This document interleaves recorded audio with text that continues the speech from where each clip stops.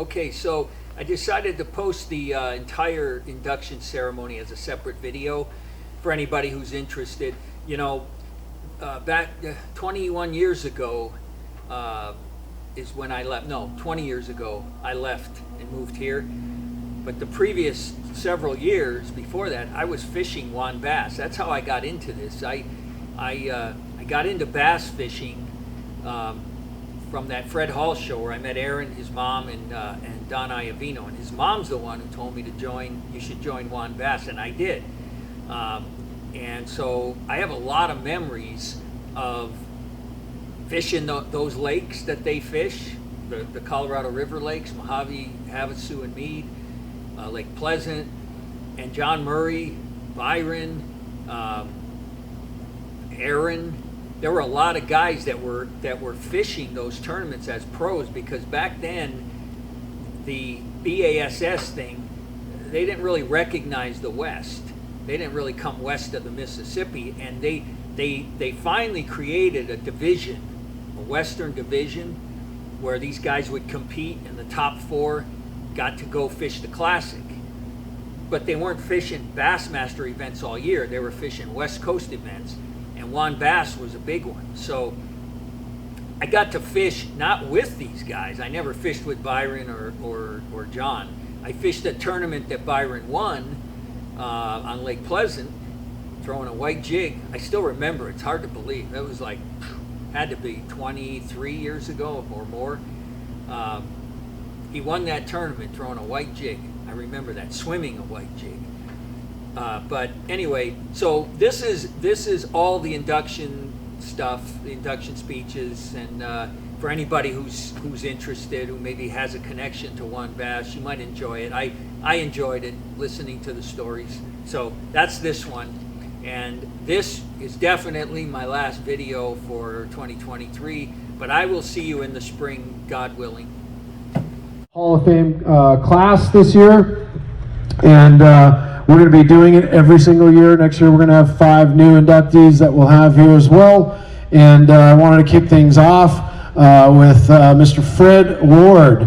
Fred Ward is a longtime WON Bass angler, professional angler, bait company, tournament directing. He's done it all over the years.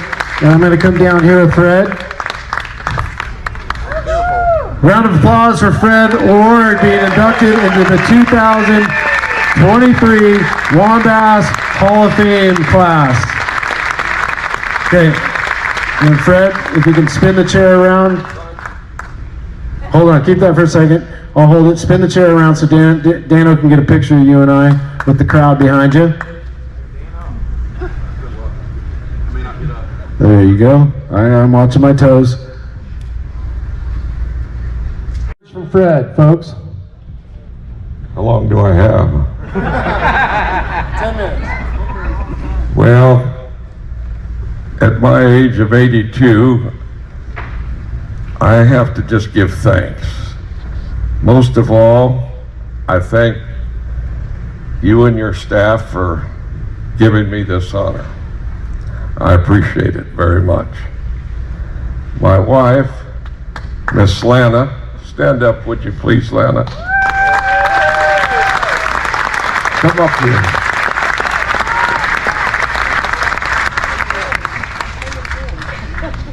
We started in, I don't know, 79, I think. That's what my wife said. We started a bass club in Phoenix. And, well, from there, we went a long ways. Believe it or not, in that bass club that I started, I had 600 members. And the reason I started it was Ray Scott, Roland Martin, came to town and gave a seminar, and it just really got me excited. And we went and formed a bass club and really had a good time doing it. But I didn't know how to fish. I come in about last every tournament for a while. And, but I have a lot of family that are here that I have a lot of thanks for them to show up. They think enough of their old granddad, and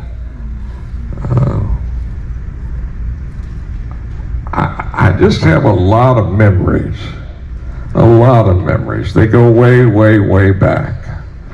And this woman right here has been with me just miles and miles, all the way from New York City to Florida, New Mexico, and Washington, Oregon. We've been everywhere. And I'm not sure that was profitable, Billy. Trying to fish so many things. But, well, I thank again my family. My family has always supported me. I spend a lot of time away from home while my daughter and my son were growing up in their formative years. I feel very bad about that. If I had any recommendations for you young people, make sure that you take care of your children. And but there's some guys behind me here that I really don't hold a candle to. My friend John, he started right out in Phoenix, Arizona. His dad bought a boat for me, and he brought John in after I'd started this tackle store and boat store, and he was there practically every day, talking to everybody, getting all the information he could get. And you can see what it's done. He didn't get all the information from me, I'll tell you, but he got it from a lot of the good fishermen that came in, and we had a lot of them that started their careers right out in Phoenix. And I'm proud of you, John, very proud of you. And Byron,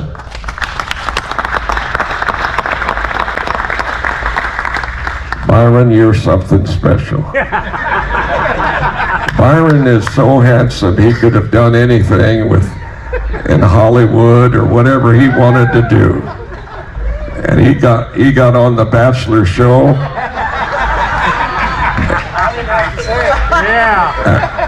And he won, boy. I mean, he tell you, he represented tournament fishermen to the T.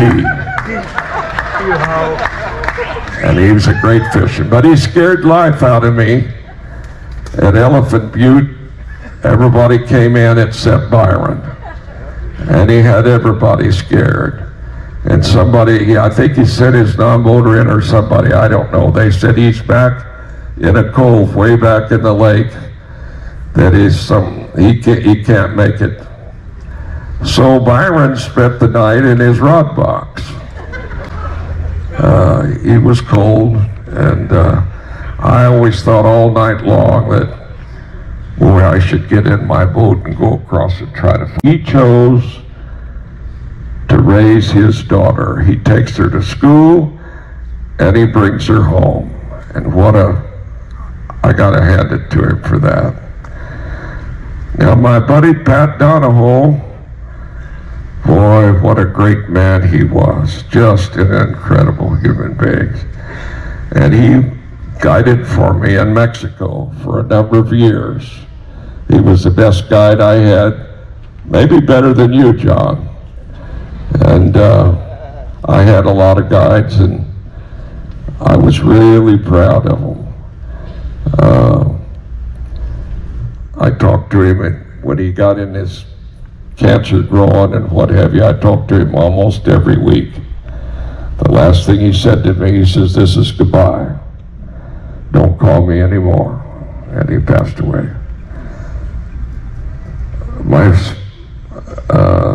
Who else respect? Aaron maybe go down in history as the best fisherman that ever lived.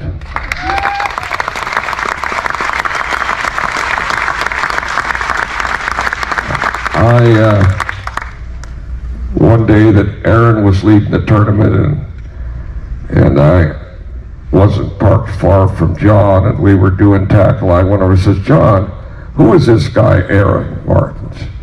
Well, he He says, I don't know, but he fished around me today. He caught a fish just about every cast, went right by me, and I couldn't catch anything.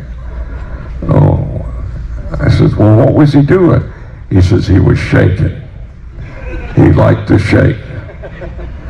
And I started shaking after that. But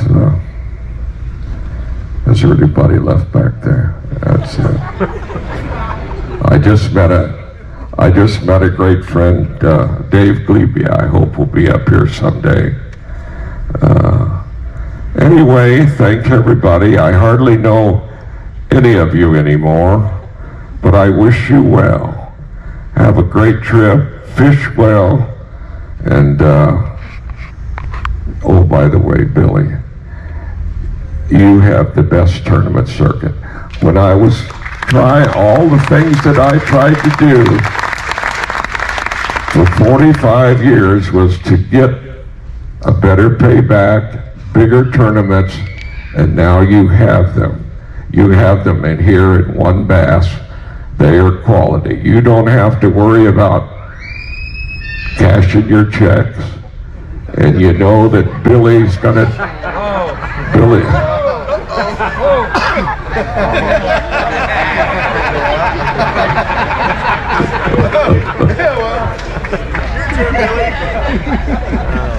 Well, I thank you. God bless all of you.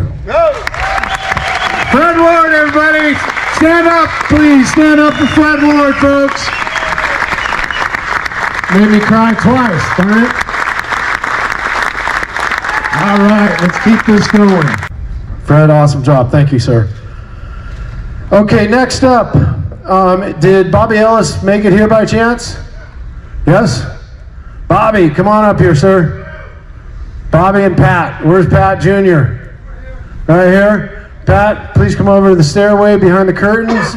Bobby, you too, sir. Our next induction is going to be for Pat Donaho. Pat Donaho was an amazing angler, amazing desert fisherman. These gentlemen are going to be able to say a heck of a lot more about Pat than myself. He's a past U.S. Open champion. Bobby, either way you want to go, sir. There's chairs on both sides. A dedication to bass fishing, to desert bass fishing, WON Bass, and to being a past U.S. Open champion. Pat Donaho, folks, his son, Pat Donaho.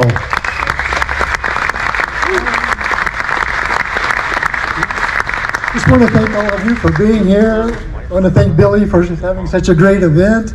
I'm going to be fishing this year, so someone's going to get to fish with me. I'm nowhere near the fisherman my father was, but I do enjoy fishing a lot, bass fishing, and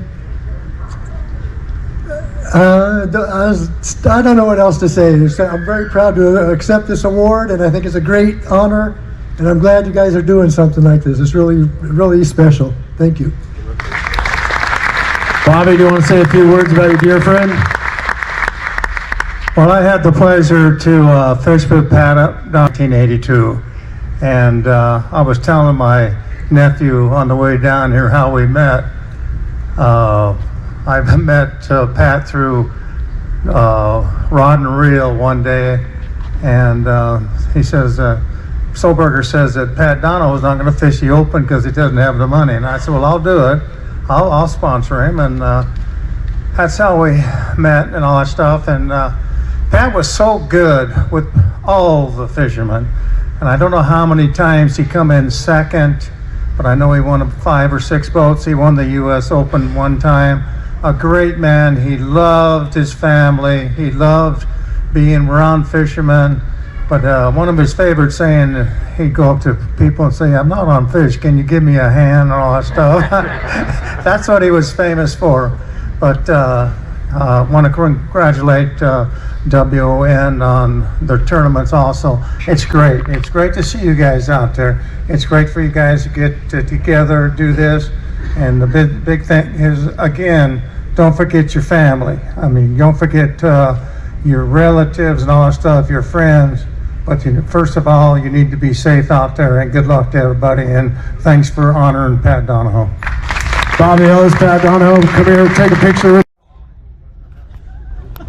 Thank you, Bobby. Bobby. Testing. There we go. Bobby Ellis, over the years that I've been running WON Bass, has been somebody that if I find myself up against a brick wall, whether it's at Lake Mead, Lake Mojave, whether it's national parks, whether it's the Park Service, whether it's the government, when I need something that I can't get done, Bobby Ellis is the guy I call. And he's got the phone numbers and the people that he knows through his years to help and assist in any situation, and he has. There was a year where the national parks were not going to allow us to do the WANs up top up at Colville, but he stepped in, made a couple of phone calls, and the next day we had our way. And so I want to thank Bobby very much for being supportive all throughout the years. Mr. Dobbins he asked me to say a couple words for him and thank him for his friendship and longtime fishing career with Pat Donaho. He could make it out here, but awesome job. Another round of applause for Pat Donaho, folks.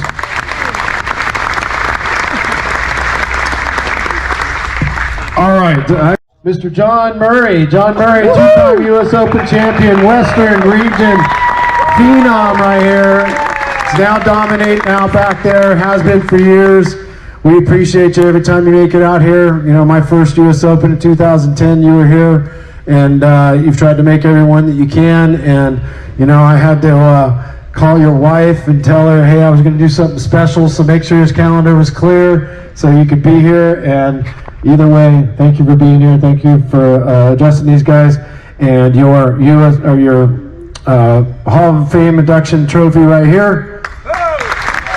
John Murray, a few words for John.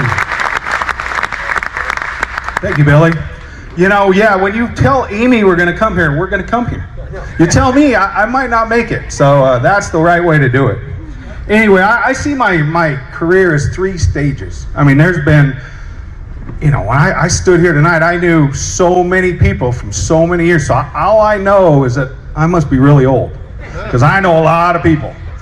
But I appreciate all the people that came here, and I just want to say thanks. I'm going to divide my speech into three sections. You know, the first 20 years of my life, starting into the business. I mean, it is a business. It wasn't a business for me when I started. I just love bass fishing. There was no professional bass fisherman when I started. That's how old it was. Fred, you did not start that club in 1979, because I joined that club in 1979. And you'd been running it for about 3 or 4 years.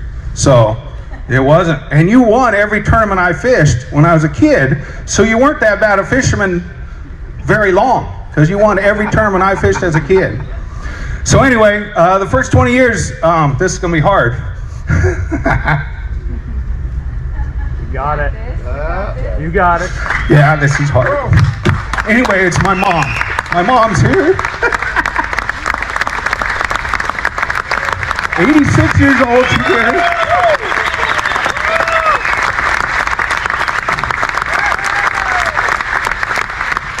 There would be no John Murray without my mom and my dad. Wouldn't happen.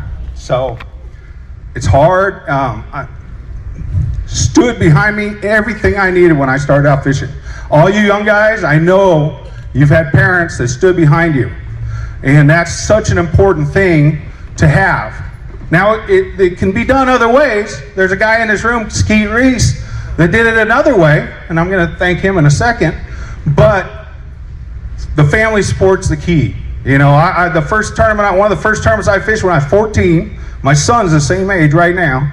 I wanted to fish Bartlett Lake. I'm 14. I can't take my boat. I got a little boat, but I can't take it. I can't drive. My parents drove the truck out there, parked on the bank, launched my boat. And for 2 days or 3 days, I stayed on Bartlett Lake in their camper. They went home. It was a little tiny camper. And I was a fisherman. I mean, that was the start of it right there. When I could stay at the tournament by myself, that was it. The other one, when I started out, Fred Ward, obviously, he said it. I literally was there every day. Literally. If he was open, I was there. And he always wondered, what are you doing here? Why are you here? And Skeet's famous for saying that I've never had a job. I've always just been a bass fisherman. I literally did have a job for a week and a half at Fred Ward Sports Center. For a week and a half, I worked there. because I was always there, and the guy, we ought to pay you, because I'd help the customers and stuff. And so what happened is, I was there about a week and a half, and I missed a tournament because I stayed there and worked extra on Saturday so I could make a little more money. And Art Price, who was one of my mentors, came to me and said, hey, you want to be a fisherman? You don't need to be in the store, you need to be on the water. And back then, you had to be on the water to be a good fisherman. There was no YouTube, there was no mapping of the lakes, there was no information on the internet. You found it on your own, or you didn't find it. So I quit in a week and a half, and I went fishing. And I spent, my mom can attest, how many years on the water trying to learn the lakes. So thank you, Fred, for the place to hang out. Freddie had the largest Ranger dealership. And then we get into the WON Bass years, okay? And there's a lot of people I need to thank through the WON Bass years. That was the best time of my life in the fishing sense. When we fished in WON Bass, it was the best time. Byron, myself, Aaron, Skeet, a lot of us, Brett Height, a lot of us were there in, throughout the different things, but I was there from the beginning. The first WON Bass tournament, I flew in from Missouri. I was fishing a Bassmaster event because we didn't have any Western events. So I flew in from Missouri to go as a co-angler, a non-boater, and had a fun time, didn't catch any fish hardly, but I made the championship, the classic. And I won the first classic they ever had on Lake Mead. So I was like, that's pretty cool. So the next year I fished them all and I won Angler of the Year. And back then it was Jay Ellis, myself, Ted Miller, a bunch of guys that used to fish, and it just sort of progressed. So I need to thank all the people I traveled with then. I mean, Byron, obviously, Byron and I. What am I going to say about stories with Byron? Yeah, there's, I know Byron's already in some Hall of Fames, but this is his first fishing Hall of Fame, so we're very proud of him. We had some wonderful times. Dr. Scott was part of that. He's here, he came down for Byron. Skeet and Kimmy, thank you so much. I met Skeet when he lived in his truck. Everyone's like, how'd you guys become roommates? So we've been roommates for almost 25 years. And Skeet lived in his truck. He had just a little aluminum boat at the time. And we'd have these hotel rooms, and I'd see him out in the truck. I go, dude, why don't you sleep in my room? It's raining out or whatever. And so we sort of that's how we did it. And Skeet started from zero. He had nothing when he started. And then he met Kimmy, and life changed. Skeet became the top fisherman in the country for many years. Country, not West, country.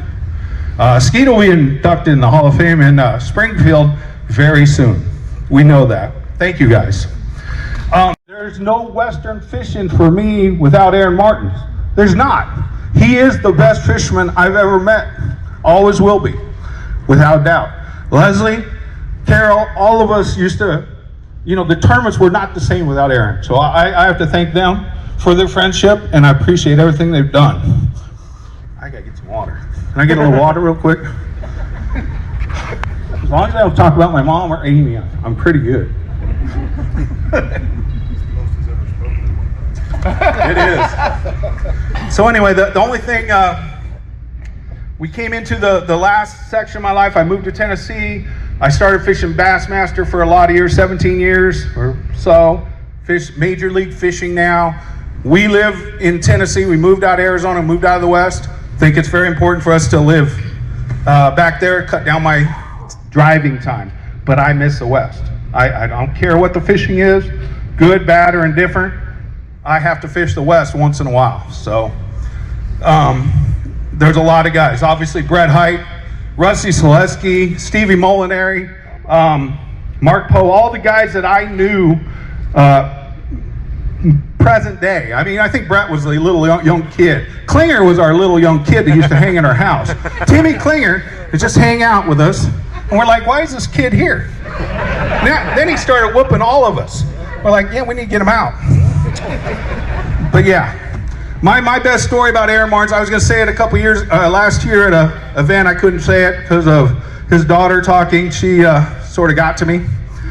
But they had a big tournament in Arizona. They were going to give away 6 boats, and it was invite only. Everyone, it was like $5,000, $3,000 entry fee.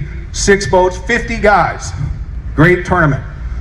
They gave us, I was part of the sponsor deal, they gave us a few invitations to give to guys, right? And they're like, get some of these rich guys that don't know how to fish, it's just gonna be a donation for you on Lake Pleasant, because I was good on Lake Pleasant.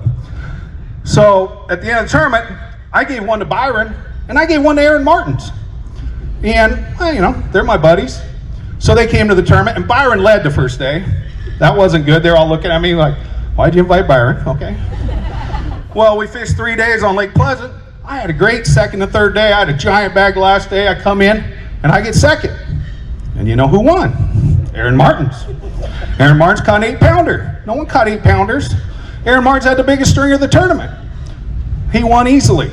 And everybody said, the general manager of the dealership said, why in the hell would you invite Aaron Martens to this tournament?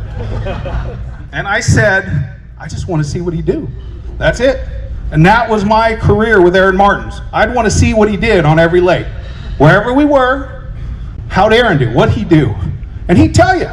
He'd tell you exactly what he was going to do to whoop you. He'd give you the baits. He'd still beat you. So that's what I miss the most about Aaron right now, is I don't have that guy that, hey, what would Aaron do? Because we don't know. We do not know what Aaron would be doing on these tournaments. The last one, I got to think, this is going to be tough. Amy and TJ, stand up.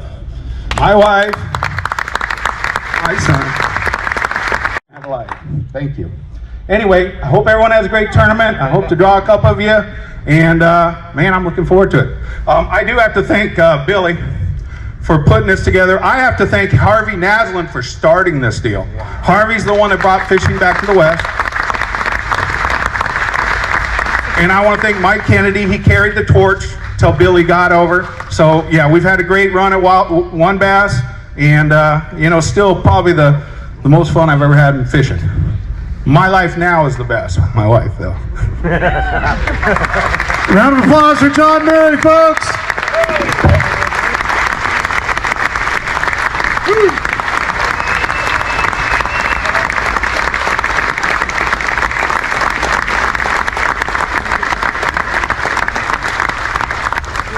A little bit about them from each of the guys up here so far.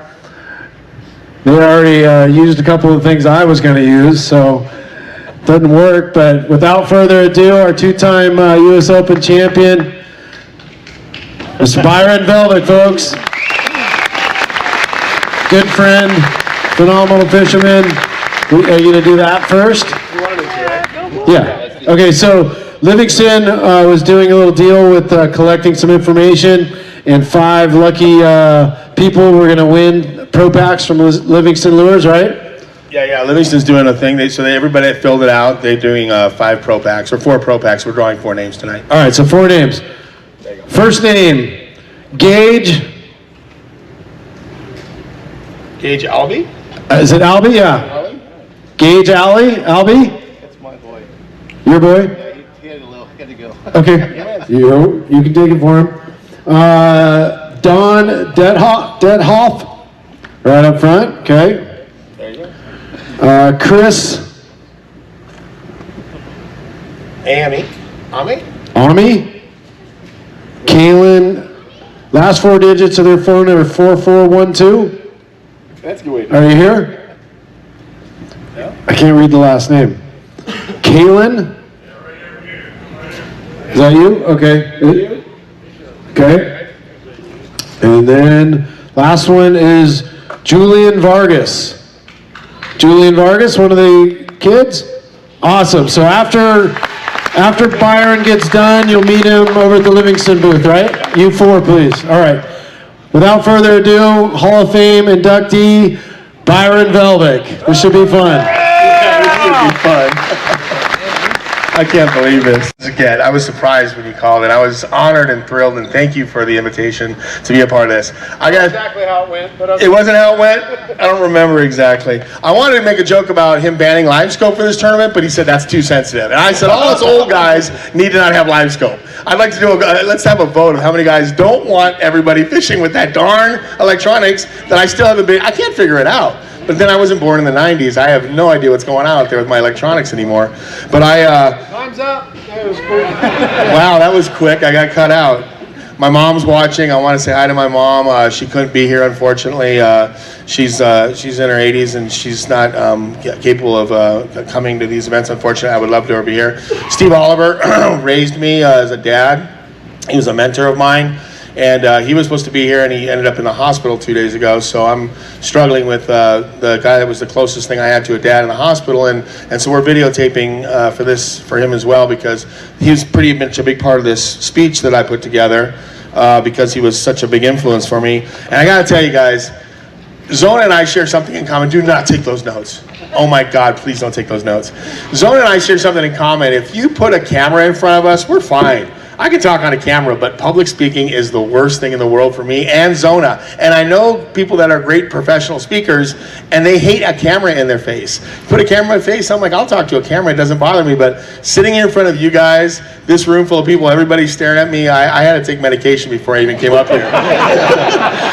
Dr. Scott, hey, is this stuff going to relax me so I don't faint?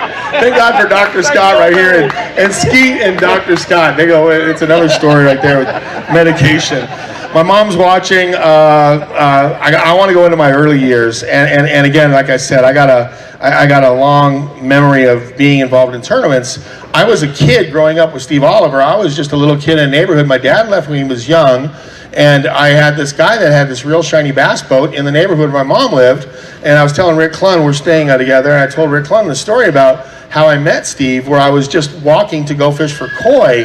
There were koi in this pond in Huntington Beach, really beautiful koi. And we figured out if we took dough balls and went to this pond after the park was closed, and it was an industrial park, dentist offices and corporate offices. And I'm a 12, 13-year-old kid, I just want to feel something tug on my line, and we could get these koi to eat our dough balls. And you know, we didn't have the luxury of having a bass boat at an early age and fishing in Arizona. Like, he had all this great. So I had to wait till I was 16 to fish my first tournament, you know, and I remember being a bag boy at Cottonwood Cove, and I was fishing around the marina, and then I'd go out to the contestants, and the first time I met Fred Ward was I got out there on the dock, and I was handing out bags, and I'll never forget, I walked up to Fred Ward, and I go, hey, Mr. Ward, do you need a bag? And Fred's like, well, of course I need a bag.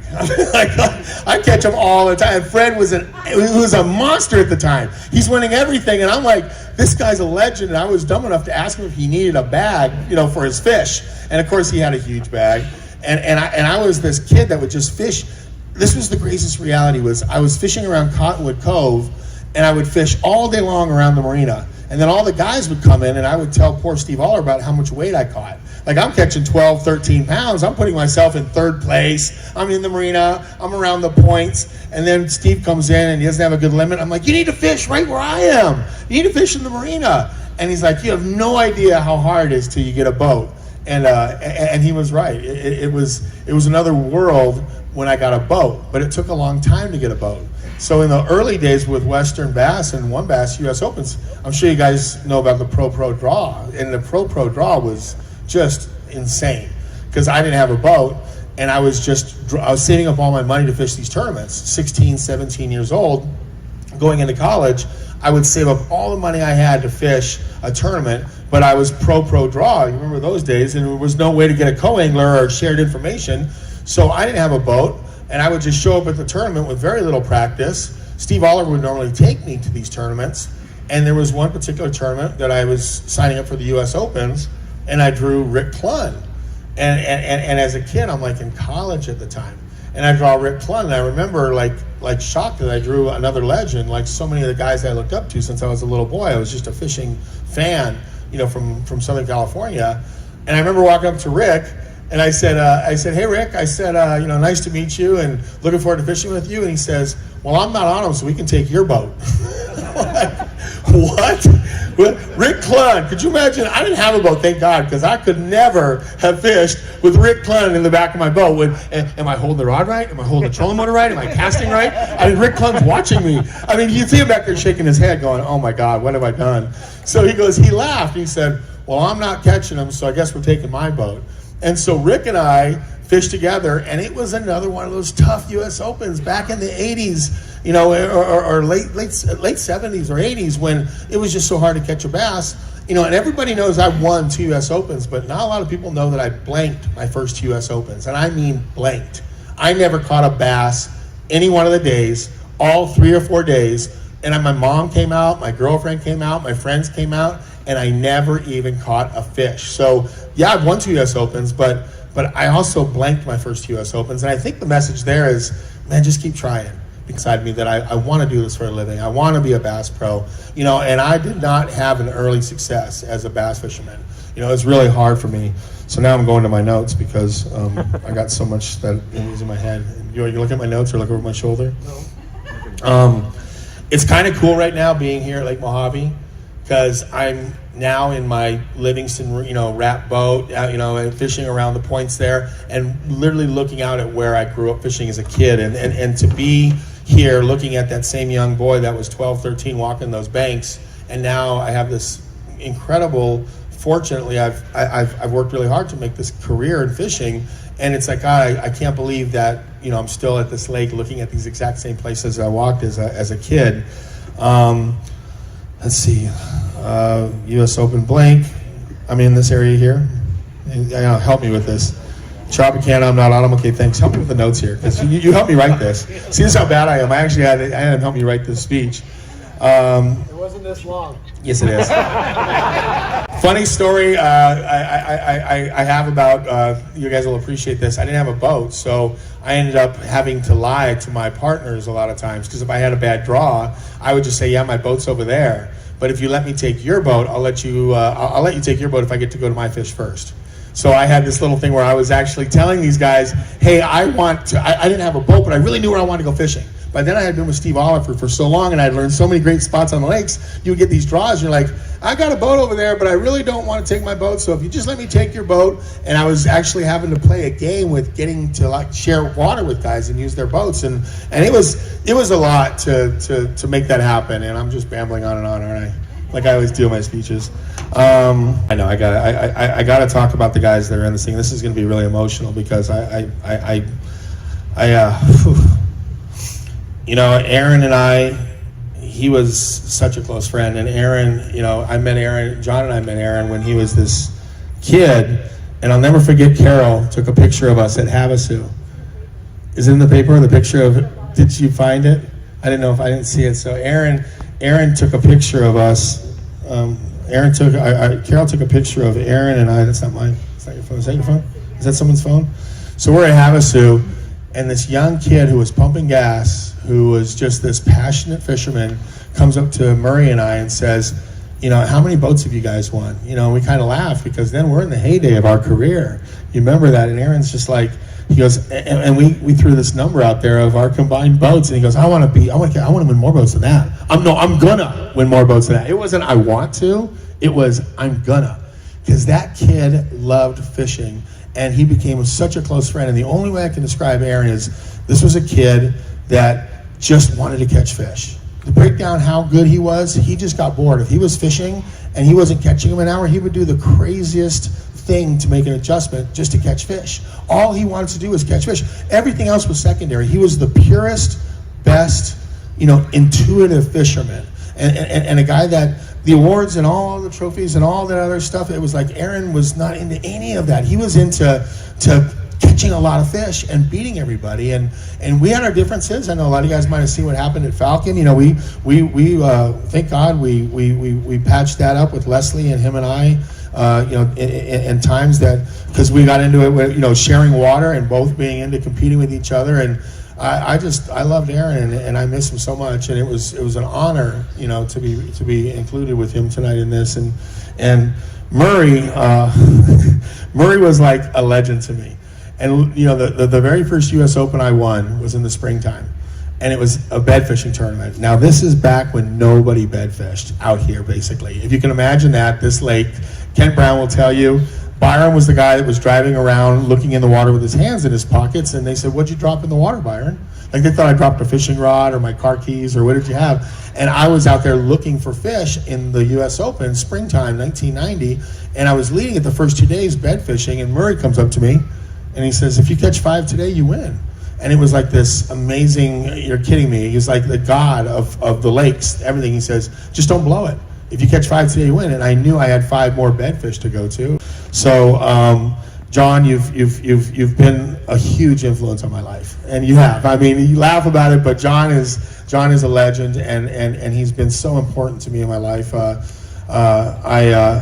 got to know John, and I got to know Skeet through all of our fishing, and don't look at me like that. And Brad Height's not heckling me, so I'm thankful for that today. But it's great to see all my friends here. Let's see, I'm going to go through a few more notes. Pat Donaho, and what can I say about Pat? He was a guy that would fish around me and be the most courteous, nicest, considerate fisherman. If you were fishing, he was a guy that would, and Bobby Ellis will talk about this, you know, he was a guy on the water that when you were competing, if he was in an area, he would literally leave that area alone for you. And that happened on the second U.S. Open I won. We actually ran into each other, and Pat literally found out what I was doing and where I was fishing, and he goes, congratulations on what you found. You're in the best place to win this tournament. And again, I never saw him again. You know, and Pat wasn't the kind of guy that gets in your back pocket and grinds on you, but just lets you do your thing. And I got one more funny story about John Murray. Can I tell that story about the drinking bar thing when I won the Open? Ran out of time. They don't even say you're running out of time. I'm just rambling on. I win the second U.S. Open. Skeet and all of us are at the U.S. Open. I win the thing. The person that got second was John Murray. And like we always do when we win the U.S. Open, we're going to go out cocktailing. Well, we're going to go out and have drinks at a bar, and John is out there, and all of a sudden Skeet runs up to me laughing, and he says, dude, he goes, have you seen Murray over there? He's ordering doubles and pouring them in the planter. Just running up that bar tab, the Byron Velvick U.S. Open bar tab. Everything I won in that tournament, he was second, and this dude was just, ha ha ha, look at this, and he's pouring doubles out there in the planters, and just trying to make, I mean, Skeet killed me on that. You remember that, Skeet? Pouring drinks in there. Entire staff for making this happen. I'm honored to be a part of this group of guys. They're all amazing. I want to encourage you guys to, believe in your dreams, fish, no matter all the adversaries. Like I said, I didn't have a boat. I blanked my first 2 U.S. Opens. It was nothing came easy for me. I wish my daughter was here. I am, to Fred's point, I retired from fishing 6 years ago professionally to raise my daughter. And it's something I had to do. So it wasn't even a decision. It was just something I had to do. Thank you. People ask me, wasn't that a hard thing to decide? I go, there was like no decision. When you found out your daughter needed you and she was 7 or 6, it's time to quit.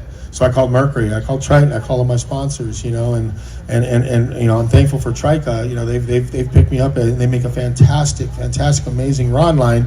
And so Livingston and Trica are still behind me, even though I'm retired, which is a blessing because it lets me come here and see you guys. It lets me fish with you guys, even though my daughter hates it when I come here. So I wish my mom was here. I wish Steve Oliver was here. I wish I could have brought my daughter. But it's a passion, and I'm grateful for being here, and I want to thank you very much for letting me be a part of this. Thanks. You're welcome, everybody. A round of applause for Byron Velvick. This one's a really tough one for me. Something I wanted to do last year, but we couldn't do it last year because he was being inducted into the Bass Fishing Hall of Fame with Bass, and we waited this year to induct Aaron Martens, which was a shoe-in for the Hall of Fame induction. Leslie, thank you so much for coming all the way out here and accepting this award. Carol, his mother, come on up, Carol. Round of applause for Leslie Carol Martens, mother and wife of the world famous and dearly missed 3-time U.S. Open champion, Aaron Martens.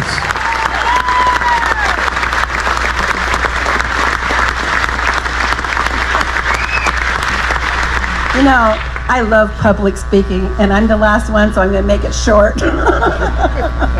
I feel like it's a love fest, and I had to be here, of course.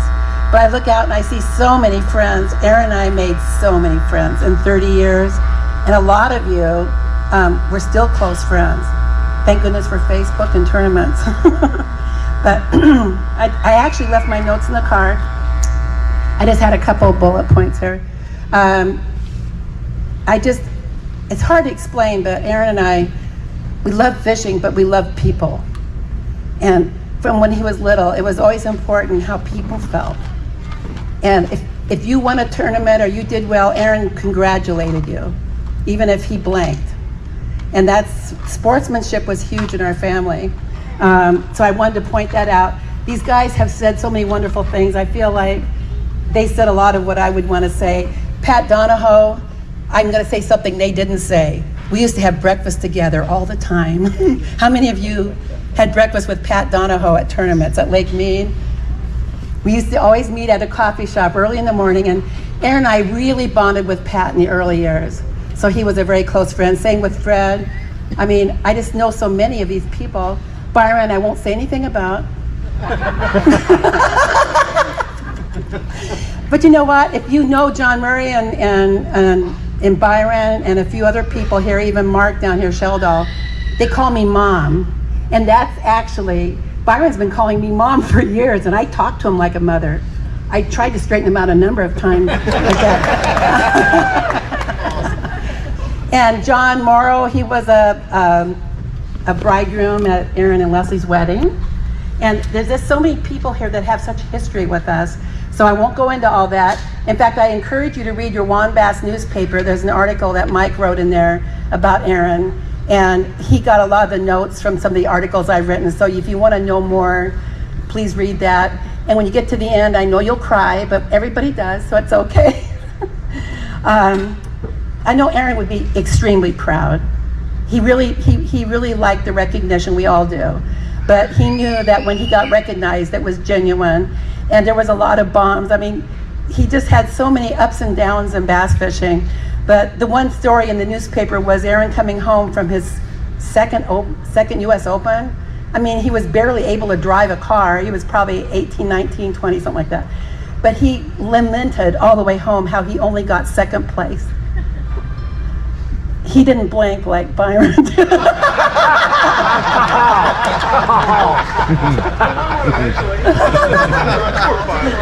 But I remember it like yesterday, going down Highway 40 and him just had his black Chevy truck and, I'll never win another tournament.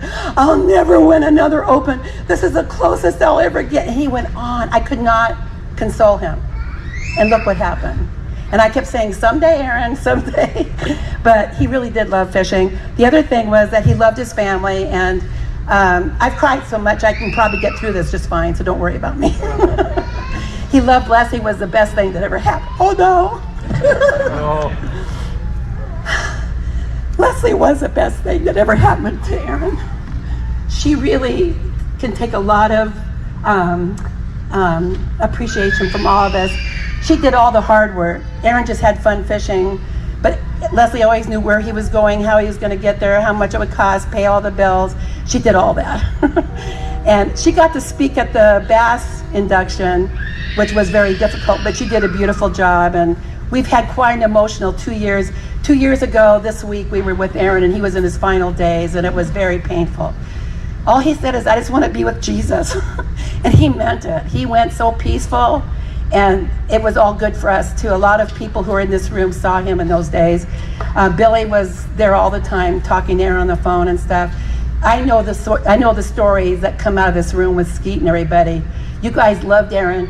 And what I wrote in the, what I said in the article was, you guys all thought of Aaron as your little brother, didn't you? Yeah, you tried to corrupt him. I wanted to talk to you about that.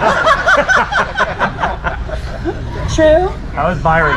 They tried to set him up with hookers and stuff. Oh my God.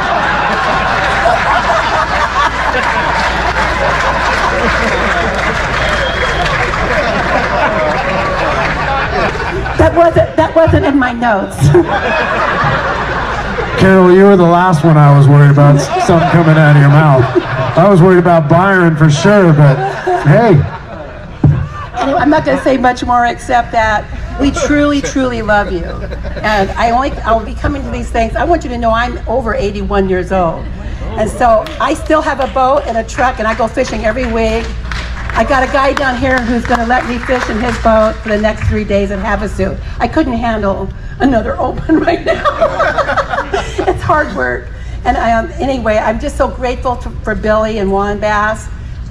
You know, we've been with WON Bass since, I think it was around 1990. We started fishing with WON Bass with Harvey Noslin. Billy is, to me, the best tournament director. And I say that honestly.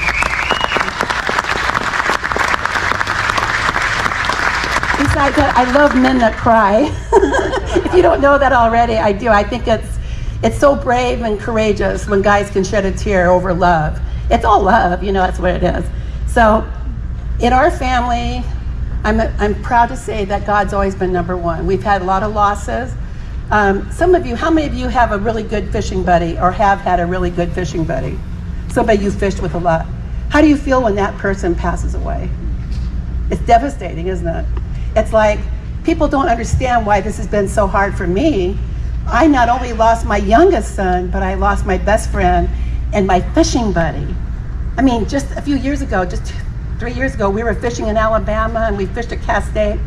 Even after his surgery's on, we still fished, and I think that was my bestest time, you know, fishing with Aaron. We were truly blessed.